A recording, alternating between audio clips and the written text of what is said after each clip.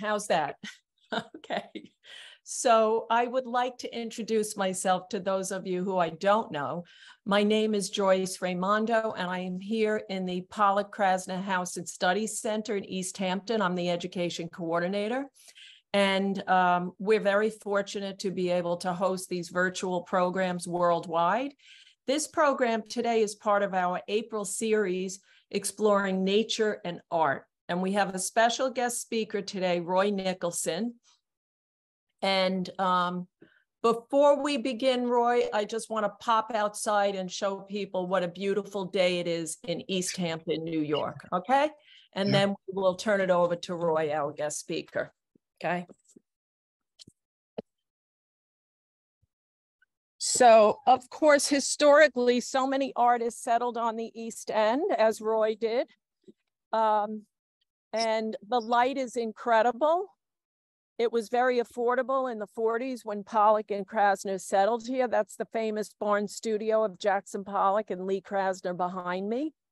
And if you would like to visit in person, you can come on a tour. We also have special programs for families, and you can enjoy the spectacular view overlooking Accabonac Creek. The light in this area on the east end of Long Island is remarkable. We're surrounded by bays and oceans. And at that time in the 40s, it had a rural character. Here's the farmhouse that they moved into.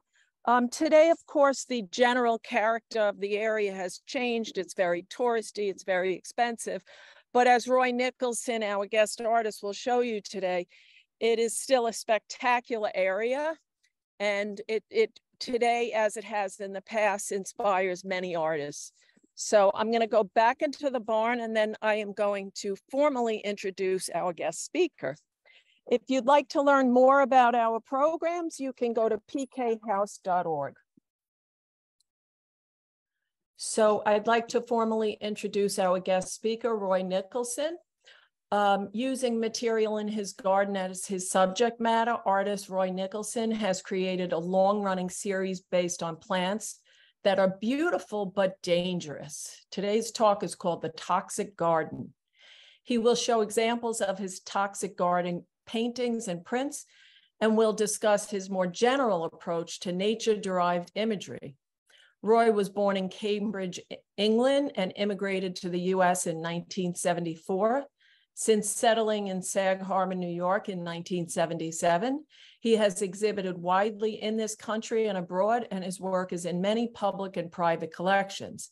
His public works include mosaics and glass pieces for Union Station in Los Angeles and the Hicksville, Long Island Railroad Station, which is, of course, in New York. Okay.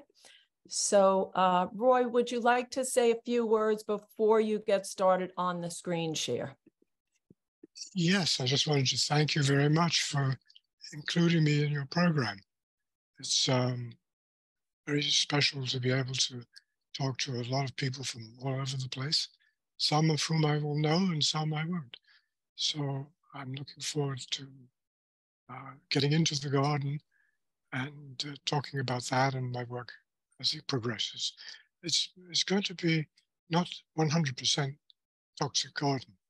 It's I'm really interested in showing you my work and thought processes, and with a bit of luck, we will get those things together. So I'd like to move on, go to the garden.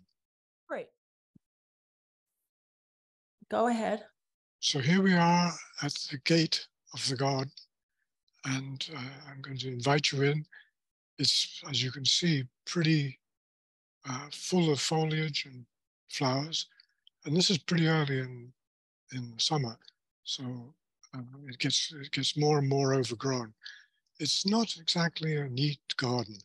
It's one that has several levels of greenery that comes and goes. On the left, you can see this Joe Pye weed. It's getting on its way to being 8 feet tall, maybe a bit more.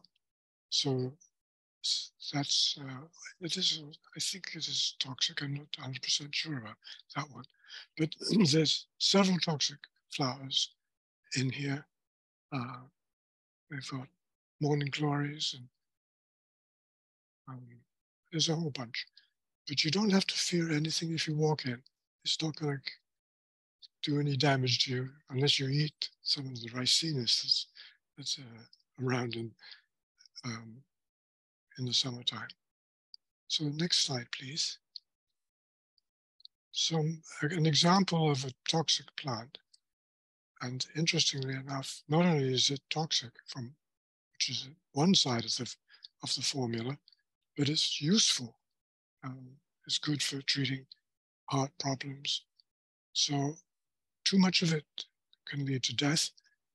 Not enough, a little bit of it will cure you of some problem or another. But for me, what I was really looking for were forms that I can exploit. And if you were to look up into the glove, the foxglove, you will see a little pattern, which is you can see in the left-hand painting. It's quite a large painting, and it's full of what I hope is atmosphere. And it's a perennial, so it keeps coming back. As most digitalis is annual. So next slide, please. A very poisonous plant, hellebore, but it's got beautiful linear qualities when you really look closely into the flower itself. So on the left is a real close-up view showing stamens, and if you were to take it apart, you'd see that it was pretty close to the original, but it's so altered that it becomes a life of its own, I hope. To me, it's rather sensuous. It's kind of flesh-like, and I think that works pretty well. So next is morning glories, which are not terribly toxic, but they apparently, you can get a good high from them. A few of the last decades, it was something that was more interesting to people. And on the left is a complicated focus on the lifelines of my hand, the vines of the morning glory, and just the general outdoor hedge-like qualities. So it informs my abstraction. In fact, abstraction is really the word, because I take from the images of plants in the garden and elsewhere. Okay, next. This was an example of a different way of working, but with the same kind of theme. This is actually a real pulled out of the garden vine for a sweet pea. And the perennial sweet pea is actually poisonous.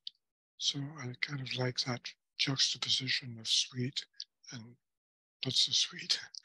So I coiled it up and pinned it on the studio wall because it gave me a good chance to study it. And on the bottom right, you'll see the ink study that I did, a slight variation of it. And then on the left, it's not blurry, bad photograph. It's actually just shadow. So putting a strong light through the tangle of the sweet peas caused a nice, interesting shadow, which disrupted the picture plane and what I had there before. Okay, so next, please. This is another thing that I'm working again with the same subject and the same coiled up sweet pea vines, but they have gone and become something of their own. This was a series of solar plate etchings, 19 in total, that I did with my friend Dan Weldon in his studio. He printed these up for me. And what we did together is make as many variations how to print a solar plate. And as I said, we got to 19 different ones, different ways of doing it. Sometimes you take a plate and ink it up completely and put the image into it. Other times you would just leave that blank and scratch through to it. So it's a fairly involved and interesting group. Okay, next. And then there's a full-scale 48-inch picture of sweet peas. Just catching all this twisty nature forms, which is what I'm so fascinated by. It's a little bit overdone, these so-called love of nature. After all, nature itself is a pretty tough place. One creature eats another creature, and it's part of the idea of the toxic garden is to bring out the other side of the love of the landscape. Thanks. Next one. This is another series that I call gloamings, which is the Scottish word for twilight. It's a series that I've been doing for a long, long time. And I'm going to show you here how I can transpose and transmute this piece into something very different. So this is 24 by 24. It's a very small piece. It's about the light coming through the forest. And if you give me the next picture, please, Joyce. This is what happened to it. I had a commission from the MTA in New York to do 2 mosaics for Hicksville Station's ticket office on the ground floor. This is the architect's drawing. Those are actually representations of the chairs in front, which got changed to a beautiful green color so it fit better in with the mosaic. And I started to research the area around Hicksville and discovered that it was a true prairie. It's the only prairie east of the Rockies, and it's a very special and flat prairie situation. Unfortunately, it's now completely covered with houses. However, there is one couple of acres preserved.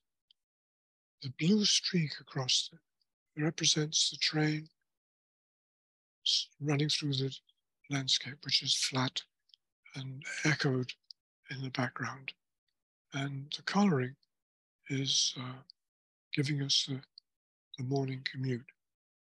So it's the correct side of the platform and fits in with, well, let me see the next one. Here we see the scale of it is pretty big, 72 feet long, 75, something, whatever.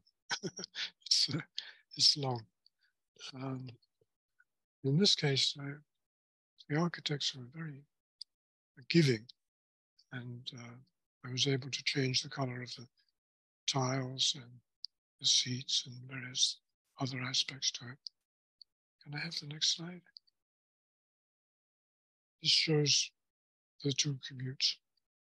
And if you go through that door, the escalator will take you up to the platform. Next slide. Oh, I'll come back to this in just a moment. Did you want this one? Keep going. One more. Oh, another one. Okay. So this is actually a little painting from the 52 Weeks project, which is just beforehand. If we go back to the one right before this, it's in the middle of this piece, which is called 52 Weeks 2. It's one painting every week for a year, and Sunday of each week I stopped work, and that was whatever the painting happened to be. So this is that's what it is, the Four Seasons restaurant in Manhattan for a year and a half. It shows also that it can be configured differently. This has got straightforward lines. The other one leaves a little space at the bottom, which kind of begs the question of how many there are. So this is all plants in my garden. If you're going to give me the one before this, oh, there we go. Excepting in the bottom, one row up and two paintings in, we have brain coral cactus, which is was in Key West, where we had a vacation. So when we came back, I painted all three in 1 week. So the bromeliad and the cactus are all in the same time period. So each one of these, some are toxic, some are not. The one which is one painting down from the blue one in the top corner, of the top right corner, of sumac. It is part of the station. If you give me the next slide, and the next one, here it is ready to be transferred into the ice slip into Hicksville. Sorry, next please. Here it is in the bottom left, slightly stretched because it had to fit into a space over the doors. It was a certain size. And the streaks above are what I was proposing for the glass work, which you'll see shortly. It's also echoing the mosaic below with the streaky quality of it. And it was also the evening and the morning commute. So below on the right, you can see the master painter pointing at a test plate. And on the far right, his mark making was so identical to mine that if I were to pick that, I would say I did it. It was done by this amazing master painter who was looking at the different little small paintings that are over the door, and the blue and the red are the two others, long streaks. Next, please. Here they are in their place, their rightful place. And if you look all the way down the bottom, the center reddish color over the door there, it says sumac. And each one on either side is one of those little paintings.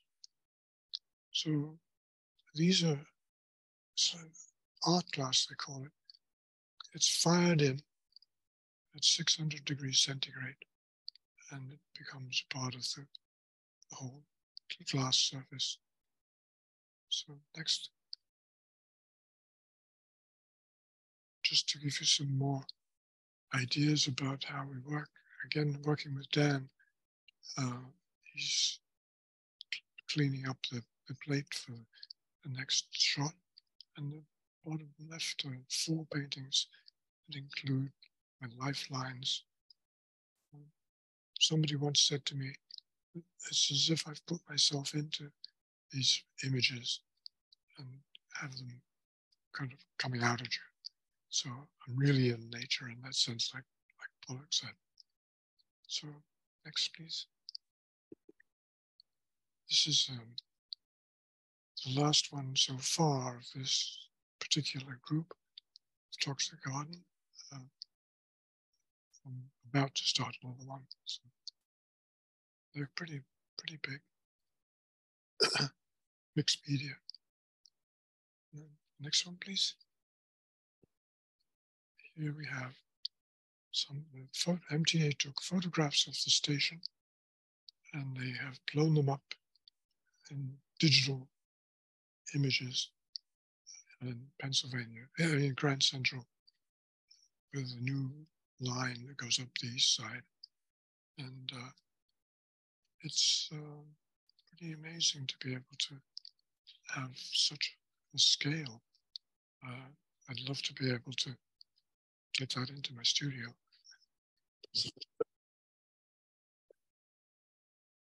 Thank you. Very, very noisy. So let's see, we have a few comments coming in the chat, and anyone is welcome to put a question or a comment in. Well, there's a question about the Pollock House in general. At the end, Helen Harrison will put the exact Facebook page where you can find the video, which will be on not today, but in a little while, okay? And let's see. Okay, so Gary Adamek says, I saw the 52-week piece in Roy's studio. Outstanding. Lucky you, Gary. And so Hare says, is sumac poisonous? Yes, it is, but it's also not poisonous. There's two branches to these. The basic common one is not poisonous. But the poisonous one is like poison ivy. Pretty bad to get.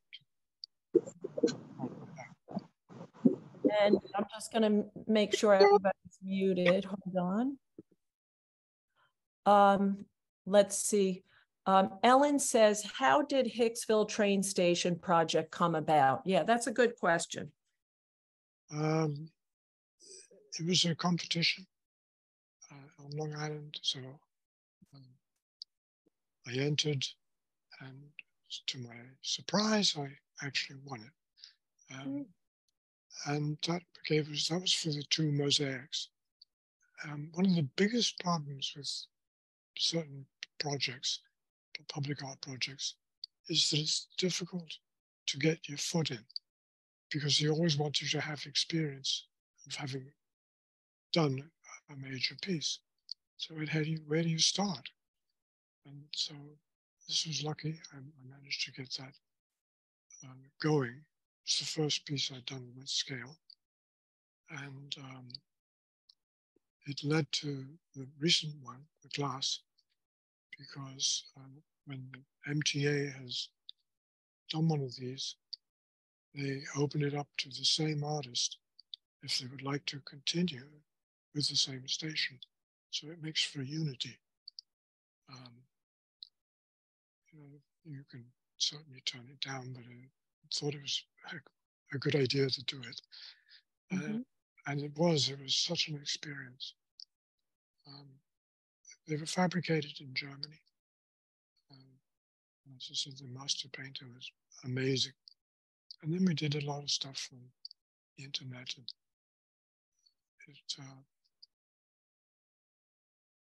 it's, as I said, quite involved. It took nearly 3 years.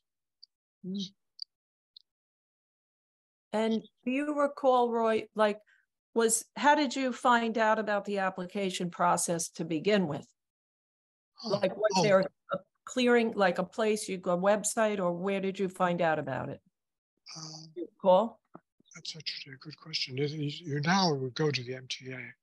There's a whole department, art program, especially for Long Island. This is another.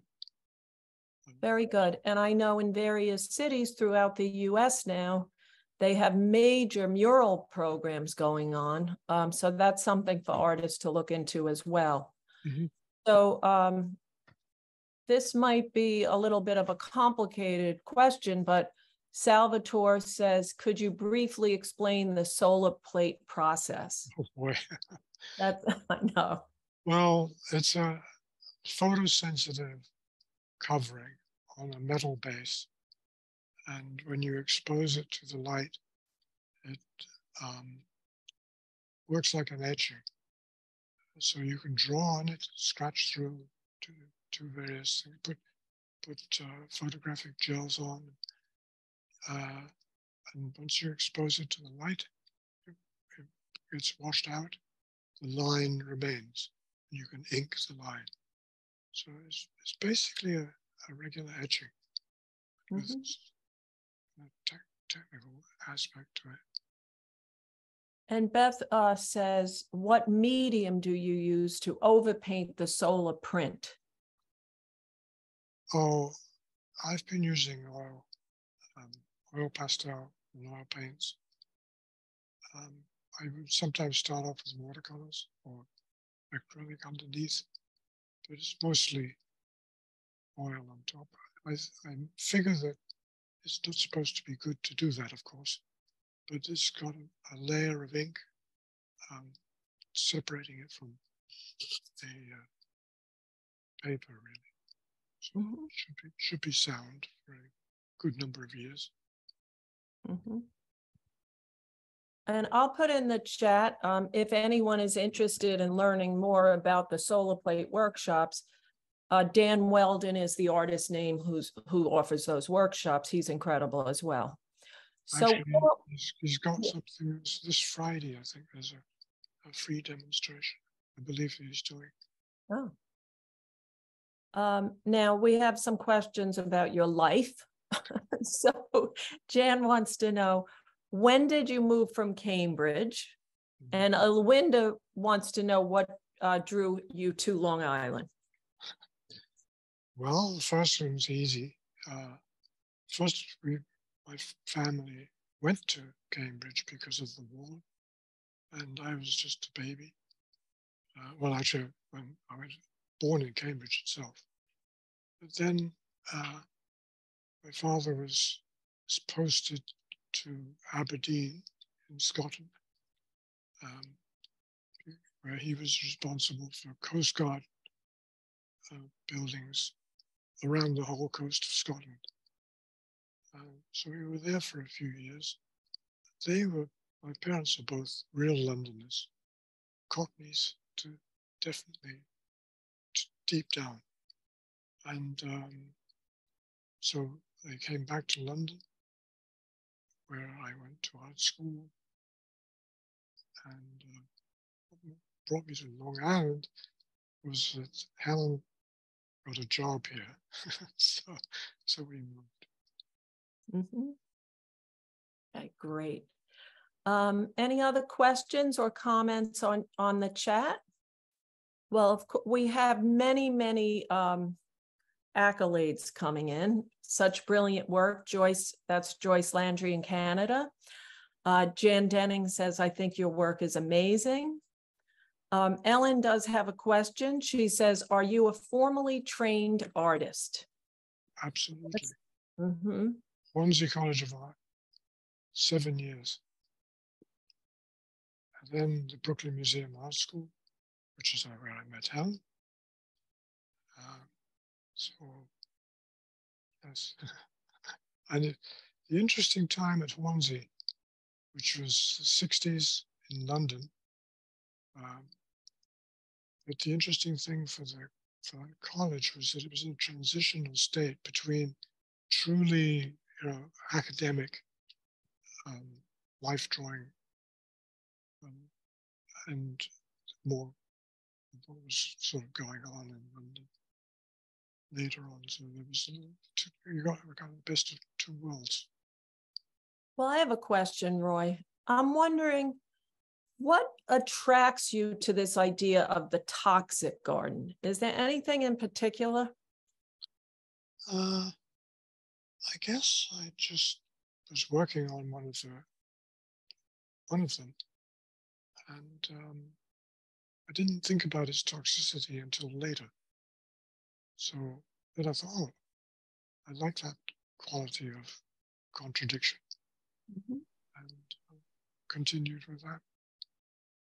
Sort of searched it out, in other words. Yeah, I think it's a great theme in general, Well, how something can be alluring and dangerous at the same time. Yeah. It's a dramatic theme, So let's see. Well, Charlene Ortiz says it's a great honor to work with you, Roy. Oh, that's nice. Mm-hmm. So Hare says wonderful talk. Any other questions? Oh, and then the person who said it's an honor to work with you just said this was supposed to be from Dan Weldon. I guess Charlene's name is showing up on that. And Colin Goldberg, one of our other amazing artists, says amazing and inspiring work, Roy. Oh, good. Okay. Yes, I couldn't quite understand that previous one. Mm-hmm. Now it makes sense. And we have another question. Salvador Dovi says, which artists inspired you? Oh, I mean, there's so many. Mm-hmm. But I've always liked Rothko and Cézanne. Mm-hmm. It's probably two of my favorites. Mm-hmm. Because I quite like Pollock too. Good thing you said that. No, I'm just kidding. How about Joseph Patch says, I was a student of Roy's at Southampton College back in the 90s. Great times. So one of your former students is here. Oh, that's great. Actually, it's very strange. As we were trying to get onto this Zoom site, I had a knock on the door, and it was one of my students. He didn't know that I was doing this, and he just stopped by. So. Oh, that's so nice.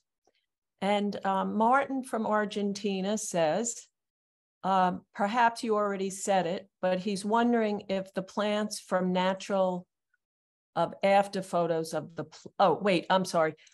But he's wondering if you paint from natural or after photos of the, I think what you mean, Martin, is do you paint from nature directly or do you paint from photos? Both. I've worked outdoors sometimes, which uses direct observation. I basically use photographs. And if I need to redo it, rephotograph, move something, I work a lot on the computer. I couldn't do those public projects without the computer.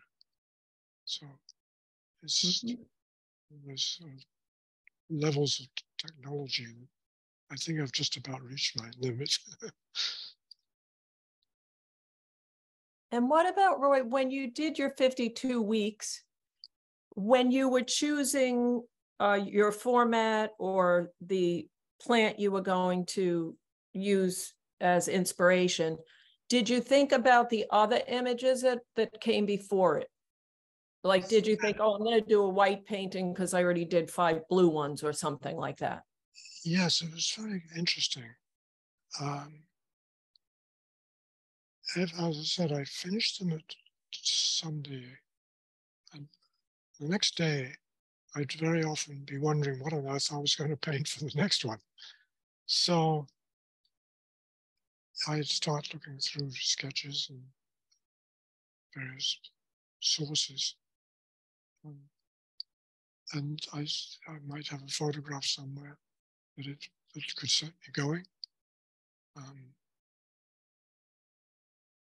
But I sometimes reacted to the previous one in a negative sense and would do something different.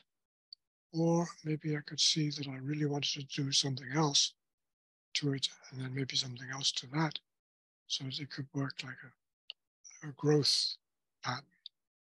So both really, from nature.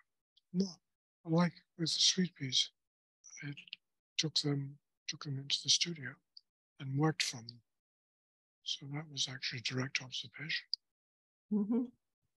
So Darlene says, I love your work and hope to get one of your pieces. And Rita says, were you self-taught on the computer, or did you have a teacher? How did you learn your computer skills? Well, I learned them. I had a sabbatical from Southampton College, and I thought, well, I better do something useful to the students. So I found that Photoshop was at that point Photoshop 2. And I thought, oh, I'm really behind the curve because there's a Photoshop 1. I didn't realize that it had only been going for about 6 months. So I got the right at the beginning. And that had good things and bad things. The good things were that you could sort of pick it up and work on aspects at a time. So in the end, I taught Photoshop in a color theory class, which was pretty unique, I think. The color theory class had been done with paint mixing and all the traditional ways of dealing with color. And the computer seemed to me to be the ideal form where you could change things quickly, you could judge things differently. And so that course became a kind of bread and butter course for basic color theory. And they got working possibilities with Photoshop. So it was an interesting balance. Mm-hmm. Roy, we just had a request from Ilwinda who would like to see your drawings again, just a flash rerun. You don't have to speak or anything. I could just show the images and we can just quietly enjoy them, if that's okay with you. Yeah, that seems fine. I think it's a great idea. They're supposed to be looked at quietly. Yeah, I think it's a great idea. We could enjoy and contemplate the images, okay? So I'm going to share the screen.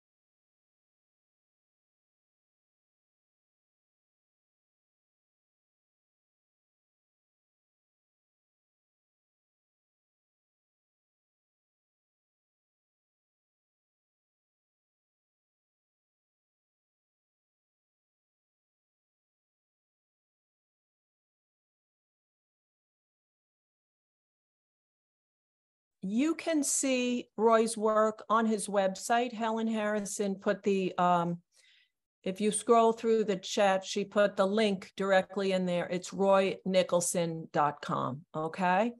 So more questions, Roy, okay? Good. So I was wondering, Carolyn says, are the works still up at the Four Seasons? The restaurant doesn't exist anymore. No. But I'm wondering, how did they even come to have your work in the Four Seasons? Through a gallery in New York, Woodward Gallery. Mm-hmm. He proposed it, and they said fine. Mm-hmm. And Ellen says, do you have a massive quintessentially English garden from which to draw inspiration from? Did you plant it? Good question. I planted it. I made it completely from scratch. It was just sand. So, and it's not a huge English garden, it's just a small one, but it's mixed in with other influences.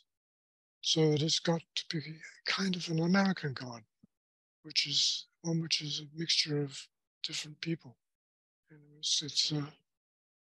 It's got a mongrel-like quality. I wanted to say one thing about the 52 weeks. That was the second time I had done that project. The first time I call 52 weeks 1. I'm not very likely to do a 3. They take a whole year to do.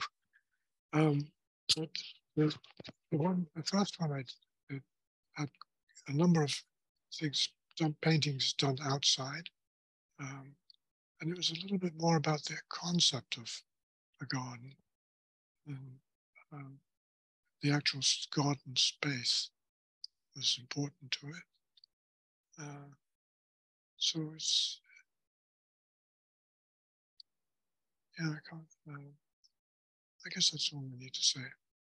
Okay, thank you. And I see Charlene, who might be Dan, says, where can someone see your work presently? In my studio, I guess.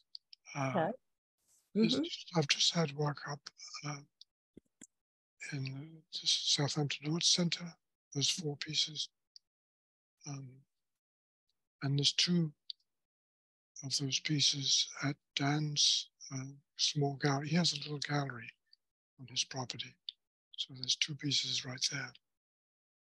They'll be up for a few more days. And those are both on the east end of Long Island, New York, of course. Yep. Any other questions? I see some people really want to see this recording again. It will be posted after it's edited on the Pollock Krasner House and Study Center Facebook page. It will also be posted on my YouTube page. You can go to, I'm putting it in the chat. It's Joyce Raimondo. Just Google Joyce Raimondo YouTube. And it will bring you to this recording as well as 60 other guest speakers or other programs that we've had, about 50 or 60 other programs. Okay. Thank you, Roy. It was great. Thank you. Thank you. Well, thank you for all your comments, everybody. It's interesting. It sharpens your thinking about what you've been doing. So. Well, I found this very calming in this sometimes crazy, stressful events going on in the world sometimes. So this just was it was a time to contemplate creativity and beauty and paradox, which is what life is all about, and the life of amazing artists. So I really appreciate your time, Roy, so much. And I know everybody else did too. So any other comments or questions before we close? Everybody's saying thank you, terrific, and the accolades are coming in. And I know people all over the world, so you got a little glimpse into an artist on the east end of Long Island. So, so I'll tell you what, everybody, we have a few minutes if you'd like. For those of you who have never been to the studio, I could give you a very quick walkthrough of the Pollock studio. Also, if you would like to sign up for more programs where we are exploring nature and art this month, you can go to pkhouse.org to the events page, and you will see this afternoon we have a workshop called I Am Nature, and we're going to have a presentation about nature and art followed by a hands-on workshop, and we have many other guest speakers coming up as well. Okay, so thank you again, Roy Nicholson. Thank you. So nice to see everybody.